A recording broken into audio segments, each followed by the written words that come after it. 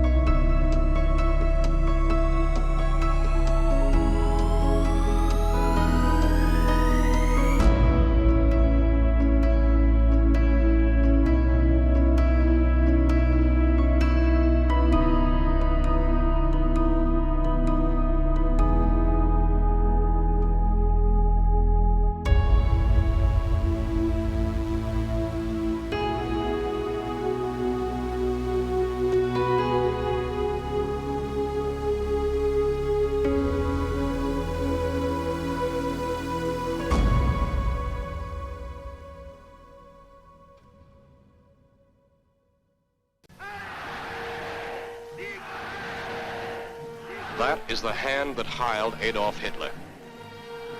That is the hand that dropped the bombs on defenseless Rotterdam, Brussels, Belgrade. That is the hand that destroyed the cities, villages, and homes of Russia. That is the hand that held the whip over the Polish, Yugoslav, French, and Norwegian slaves. That is the hand that took their food. That is the hand that starved them. That is the hand that murdered, massacred Greeks, Czechs, Jews. That is the hand that killed and crippled American soldiers, sailors, Marines. Don't clasp that hand. It's not the kind of a hand you can clasp in friendship. The enemy is resourceful, courageous, desperate. The Nazi Party is willing to sacrifice every building and every soul in Germany to stave off defeat. Reserves of men and materiel had been hoarded for the day of counterattack. Under cloudy skies and close-hanging ground mists that defied aerial observation, The very much alive German army gathered its forces in the Forest Isles to strike one strong, decisive blow at the American army. New and refitted divisions were brought up under cover of fog, darkness, and forest. A fury of robot and rocket weapons was unleashed against our front.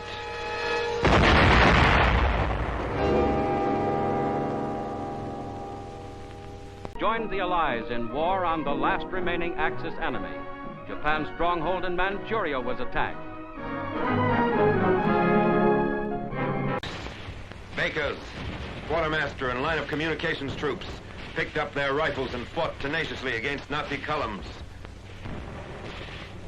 The weather cleared and the Air Force took to the skies to bomb and strafe and fight the rejuvenated Luftwaffe to the ground.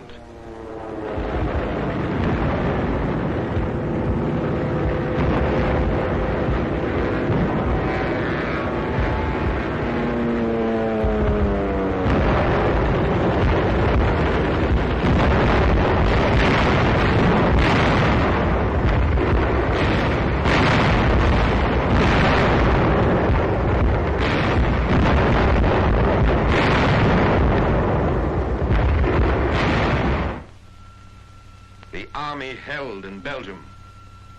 The attack was blunted, the spearhead stopped, the Nazi columns contained and thrown back by men who had flung themselves into the breach. In the wild gamble of war, a momentary equilibrium had been gained. The cost had been great, and there were no guarantees being issued on engraved paper on the Western Front that the time of counterattacks was over. Nor, despite the great victories in the Pacific, were there guarantees being issued that there would be no counterattacks against the many islands we'd won back from the Japs.